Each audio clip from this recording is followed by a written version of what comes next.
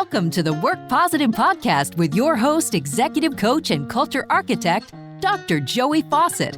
Discover strategies and tactics that work positive as Dr. Joey talks with industry leaders who create a positive work culture that attracts top talent and reduces team turnover. Discover how you can create a work positive culture that increases productivity and profits. Here's your host, Dr. Joey. Work Positive Nation. Hey, so many people are resigning and changing jobs or attempting to change jobs. Companies are crashing and burning, and so it puts people out in the marketplace. But a lot of us are just choosing to opt out of our current workplace. And so because we're doing that, I'm always intrigued. Okay, why are people doing that? Why are millions resigning monthly? At least they are right now in the summer of 22. So what is it that they're looking for? Today's guest is constantly working with small and medium-sized businesses and has his finger on the pulse of what people are looking for. And so two of the things we're going to talk about today that people are looking for at work are clarity and peace of mind. So I want you to keep those two filters in front of you and focus through those on today's podcast, because you, along with everybody else in America, probably the world, are looking for clarity. That is clarity about what's my work, how's my work connect with my personal life, how does my work connect with the greater mission, something bigger than myself, right, with the mission of this company. And then peace of mind, just knowing that I can have some time to be with my family. Today's guest is an expert at being with family. I think he's got 139 grandchildren. Okay, maybe not quite that many, but I've got one, so I always feel like an underachiever when I'm with Chuck. But anyway, he only has 10 grandchildren. We have been blessed with 10 grandkids. Yes, we have. 10's enough, right? Sometimes it seems like 139 though, right? Where they're all at your house at the same time. That is very true. There is definitely chaos at times, for sure, but it's so much fun. I would highly encourage everybody that has the opportunity to be able to experience being a grandparent. Oh, yeah. Well, I raised two daughters, as you know, Chuck, and that's the only reason I allowed and tolerated boys around my daughters. Exactly. So that I could be a pops one day. Yes. Chuck Cooper is my guest, Work Positive Nation. Chuck, welcome to the Work Positive Podcast, man. Delighted to be with you again. Thank you, Dr. Joey. It's great to be here. Oh, it really is. WhiteWater Consulting is the name of the company, and ChuckCooper.info is the website. And Chuck's written a book recently called Unprecedented. It's an amazing book. I was very, very humbled to be an early reader of that and to walk along with Chuck through the authoring journey. And you're going to love that book, man, especially if you're in the HR space. Chuck, like I said earlier in the setup, millions of people are resigning today. They're looking for clarity and peace of mind. What are some of the companies doing that you're working with, the top companies, what are they doing to attract top talent to their teams today? That's really, when we look at the great resignation that we've all seen and read about over the last several months, I think that's one of the greatest challenges that our clients are seeing right now is the attraction and the retention of key employees, or really of high caliber talent in general. And so I think what we're seeing a lot of organizations doing right now is, for example, since the pandemic, we've had to start trying to understand with our employee base, they want that flexibility to be able to work from home, maybe or remote locations, or they want to be able to work hybrid, or some people love the personal interaction. So they're wanting to come back to the office. So what's a lot of organizations are doing right now is they're really changing the way that they write their job descriptions, and they're offering that flexibility out to their employees, even though they have not typically done that in the past. I think a lot of organizations are still trying to figure out exactly what direction they want to go. And so rather than committing to something for the very long term, they're saying, all right, this is our direction really for the next 12 months. Oh, okay. So they're putting a sunset clause on it then. So we're having, at least they're putting that out there to say we will take another look at it at that point. And we're going to look at the operations and the effectiveness and the efficiency that we're seeing within our employee base and their productivity by allowing them to work, at different locations. So I think that's one strategy we're seeing. One strategy that they're doing. Okay. It sounds like underneath that strategy, Chuck, is a core value of listening to your employees. Exactly. And, again, when we look back pre-pandemic, there was just a lot of organizations that were run under what I would call the command and control way of managing. And those days are going by the wayside very, very quickly today. So, and there has been a real transition from that model to a much more authentic, being transparent and listening to your employees. And I think that is really from my perspective, one of the key things that business leaders need to be doing to start to rebuild that trust and that relationship back with their people. To build that trust and relationship back with their people. Where did that erode, Chuck? I think that's been something that has eroded over several years. It's not something that's happened just in the last couple of years. But so often, Dr. Joey, I think back to I was raised in a family-owned business, and I know that within the model that we had open door policies where the employees were essentially our extended family. And so I used that as my kind of my anchor to go back to, but I watched over the last 10, 15, 20 years that relationship continue to erode. And so there's become a real chasm with regard to lack of trust. And so a part of that has to do with the way people are being managed, with the expectations that are being put on employees, and the way that the communication has really broken down over the years. Wow, communication breaking down. I don't know about you, Chuck, but that's a constant theme as we help companies create positive work cultures. Communication. If they just told me, if they just explained to me, if they just asked me, what are some barriers to communication that some of us from a command and control, and frankly, it's mostly our generation, right? From a command and control perspective, what are some of those barriers that we just need to get over? A couple of those barriers. One can be the geography. So it can be the fact that if our company is a large company where we're operating in multiple states, there is a barrier from a geography standpoint, and so there can be breakdowns in that communication if it's going through another chain of command going down to the frontline workers. I think that's one but I think that's a pretty easy fix as far as being able to really create those channels for that information to be able to flow. But I think the second thing is from a leadership perspective, and oftentimes from the business owner, we want to wear a mask when we come to work every day. And that mask basically communicates that we are the boss. We have everything. We know our world is together. We don't have any real challenges at home that we bring to work. Everything in work is under control.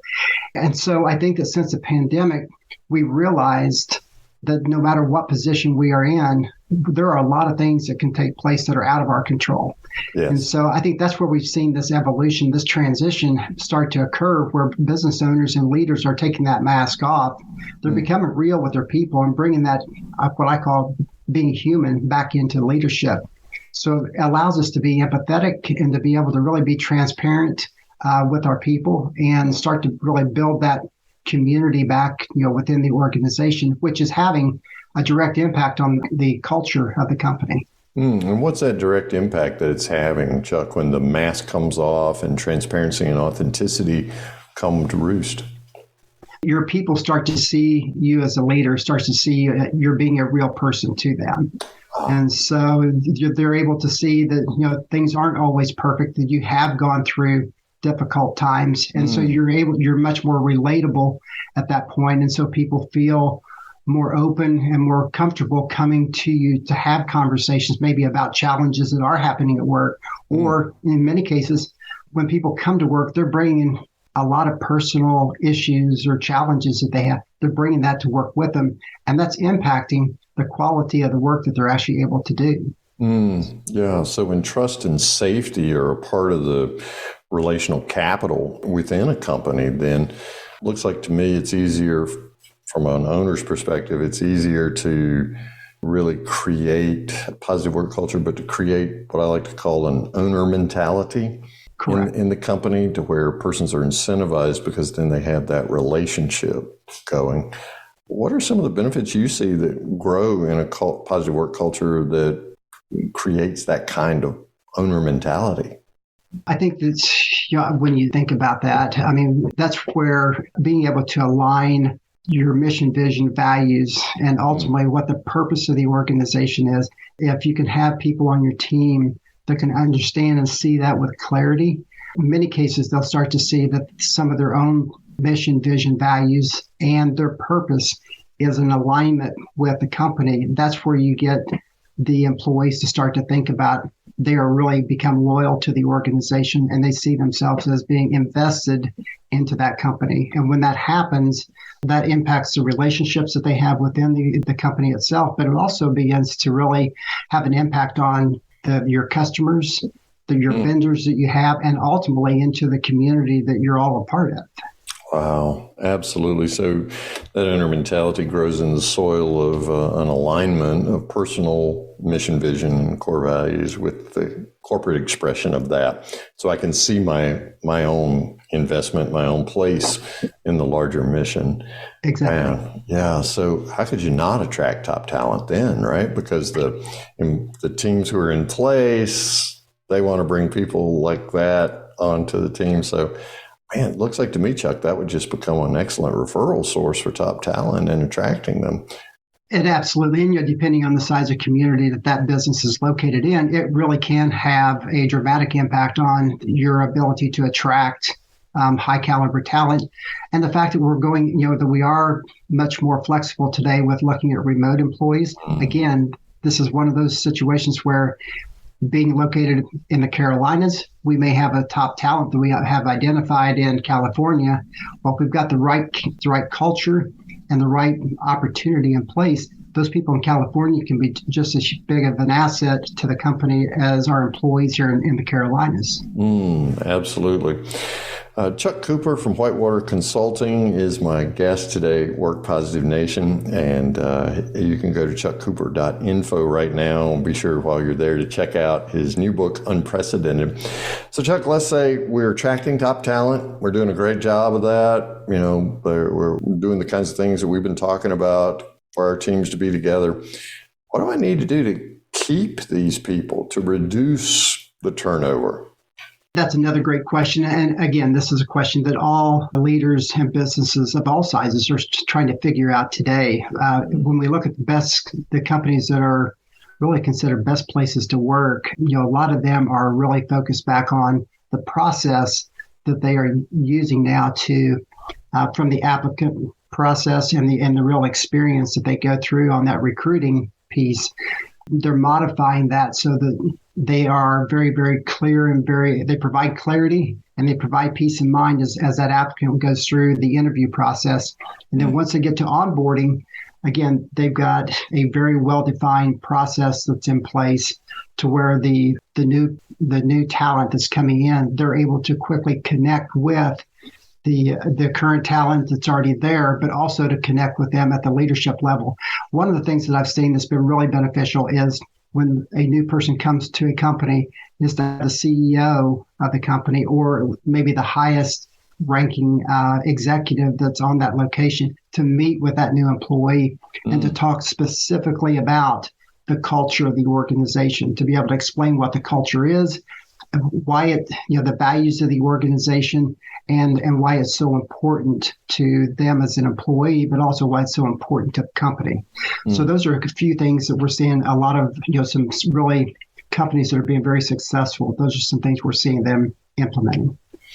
So Chuck, what would you say to someone who may be that highest ranking person or have the biggest job title, however you want to talk about it on that location or whatever, and they heard you just say, take the time to go be a part of the onboarding process for that new team member.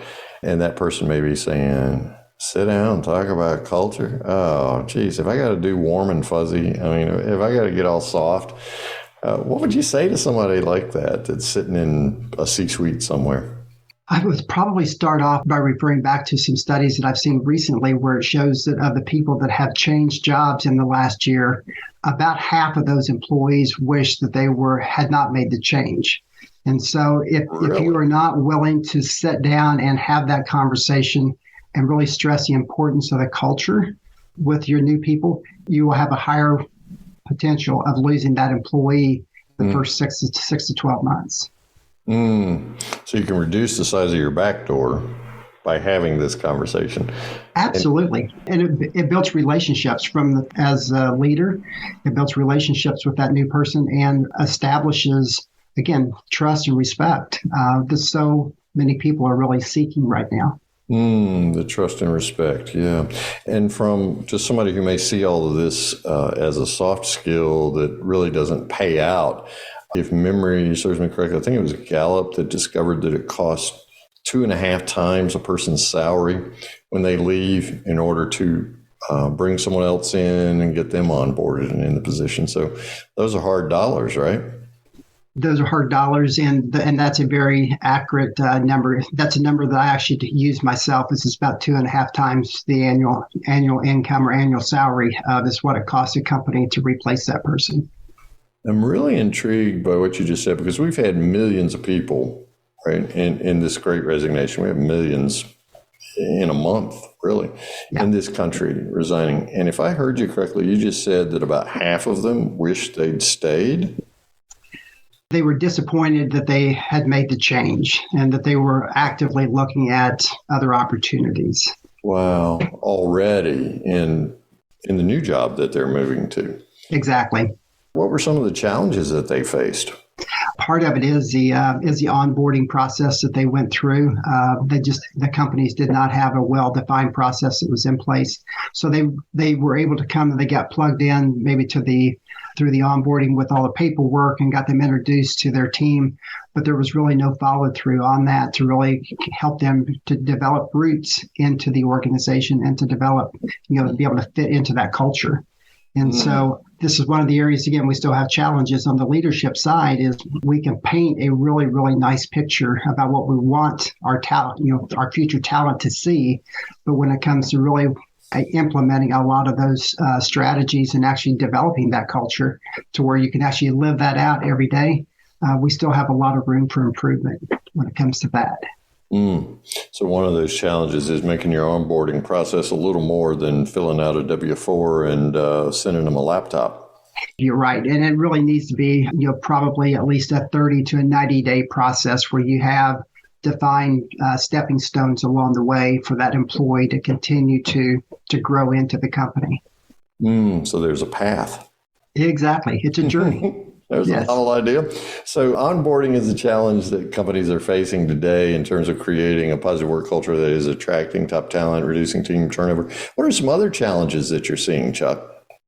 So I think to help really illustrate the point, I'll just share with you a client experience that I had about a year ago. And that is, had a CEO that reached out to me that said, we've got a really good organization. It's a family-owned business. But as soon as I walk in the door, I can feel stress. And it's something that tension is so strong for everybody that comes to our office. And so I need somebody to come in and try to help really dissect and help me understand what's happening within this business. And so we came in and we did interviews with the C-suite. And we went ahead and were able to do a deeper dive into that with their mid-level managers and ultimately to the frontline employees. And what we found as we went through there was that the employees had some ideas. They had some things that they had been wanting the company to change as far as their benefits, and they were also having challenges in the way of communication. So they were voicing their concerns that they had, but the management was not hearing them. And so when we were able to come in and really do that deep dive and provide back to the C-suite, these are the challenges that we're seeing from your people. We started saying, all right, what do we need to do to fix this? And so we had 3 managers that were mid-level managers. Those 3 people really needed some training on how to develop relationships with their team rather than trying to manage one to their entire organization or to their entire team. We were helping them make that transition to developing more of a coaching model to where it's one-to-one. So that manager got to know that individual, not just from a work person, but also from they looked at their people and saw them from a holistic, both at home as well as at work. And so they were able to see when their people were really challenged and were able to help offload some of the work that they may have, or if they saw that they had extra bandwidth, they could, give them more jobs and more opportunity to really produce more. So as we worked through that, ultimately the end result is that there was 2 levels of communication that was established from the top, from the C-suite to the frontline employee, but also from the frontline employees. They had permission to go to the C-suite as long as they had gone to their manager if they had issues that needed to be resolved. So that gave the employees the opportunity to feel like they were heard. And when that happened, other issues that we had identified were also addressed and fixed. And within about a 6-month period, their turnover had dropped by more than 50%. Wow. The people that they were hiring were actually coming from the employee referrals. So they were communicating to their family and to their friends, this is a place you want to come work. And so it really helped lower the cost for attracting talent and also reduce their turnover. So the KPIs within that and the performance of the organization changed significantly for the better. Boy, what an amazing story of transformation. That is a great story. I'm greatly intrigued by the fact that you went in and you did some training with managers about having relationships. Correct. What is it that they missed in terms of relationships, Chuck? Because that seems to be a very specific challenge. We have from coaching and from a business perspective as we move forward right now is that the mid-level managers are a key resource for businesses because they are the conduit that your culture flows through, your communications go through, and they're the ones that really provide that stickiness for your employees to stay with the organization. When we were able to go into this company, though, and start to do some training, it was, again, their focus was we are just, as managers, we are simply passing the message from the C-suite to the employees, more command and control. Gotcha. And rather than, that's where we had to get them off that mark to be able to say, all right, this is a way that we want you to try and to see what your experience is and what the results look like over the next 3 to 6 months. And so we just did some coaching, and it was really very, very basic coaching on ultimately as a spouse or as a parent, how would you communicate with your kids or how would you communicate with your spouse when you had an issue that arose? And so we would talk that through and then say, all right, we need to take this same framework and apply this with our employees and have those same type of conversations. In many cases, it's just asking questions and listening with the intent to be so they can be heard. And it's also listening to understand rather than that command and control to say, no, I hear what you're saying, but this is the way we are going to do it. So we get diversity of thought, and that really, again, it opens up the communication, which opens up the relationships. So it was really a transformation from a monologue, right? Let us tell you what the C-suite said, and here's what we understood in the managers meeting. So you guys received this information, to creating a dialogue. So they learned to ask questions, to listen attentively. And man, people just want to be heard, don't they, Chuck? That's at the end of the day, that's what most people want. And so to be able to, as a manager, to be able to empathize and to be able to truly try to understand where that person's coming from. I've seen it over and over and over the last 2 years, the difference that it makes in companies. And it's so simple. That's the thing. It's not rocket science. Well, for some of us it is. It may not be for you, but you got to think about who gets promoted to a mid-level manager position and why, right? They get promoted because they are a technician who could build a widget faster than anybody else or whatever it is that they could do. It's more of a technical skill as opposed to a human being skill. That is the way we have done things for decades. And I'm here to tell you today that has changed as well. We are starting to see the people that have been in that manager role for 20 years, they may not be the best person for them to be in that seat to take your company forward over the next 5 to 10 years. And it comes back to not just the fact that they were a great salesperson or they were a great technician, but it's about how well are they able to, how strong are they with emotional intelligence? How agile are they? How adaptable, do they have those skill sets to perform that and really to be able to be relatable to their team? Man, what a great opportunity, particularly as millennials and then Gen Z enter into the workforce. I mean, millennials are they're already the largest, right, generation exactly. today.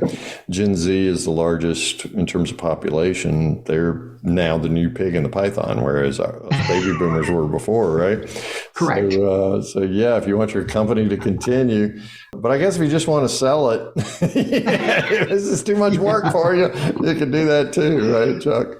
Yeah, I think that when you look at the baby boomers, at my generation or at our generation, I think when we think about our life, it's really, we have looked at work as kind of being the central part of our world, and we've tried to fit our life around the work that we do. Yeah. And I think as you look at the millennials, you look at the Gen Z, they're looking at it, this is our life, and this is how work is going to fit into the life that we want. Yeah. And so it's a totally different perspective that has a lot of advantages for the long term. So I'm excited and fascinated to be a part of those conversations right now. Oh, absolutely. Well, these are our children, millennials and Zs, right? And they've learned from our mistakes. Or I should be more confessional and say my mistakes. Right? No, ours is a great word. Yeah. Chuck Cooper is my guest, Work Positive Nation. Go to chuckcooper.info right now. Check out his book, Unprecedented. And then there's some other great resources for you there on that website, including a way to reach out to Chuck and learn more from him personally. Chuck, Work Positive Nation always wants to know one thing that they can do starting today to help create a positive work culture. What is your one thing? So I'm gonna steal this from David Friedman's book, The Culture by Design. And in there, David talks about when he was talking with leaders, he would go in and speak with a group and ask the question, how many of you will do a strategic planning meeting for this next year? All hands go up. So the second question is, so how important is culture to your success on a scale of 1 to 5? Most of the time, the answers there are between a 4 and a 5. The final question is, how many of you as leaders have a strategic plan that focuses in on how you're going to move your culture forward in the next 12 months? I know how many hands went up.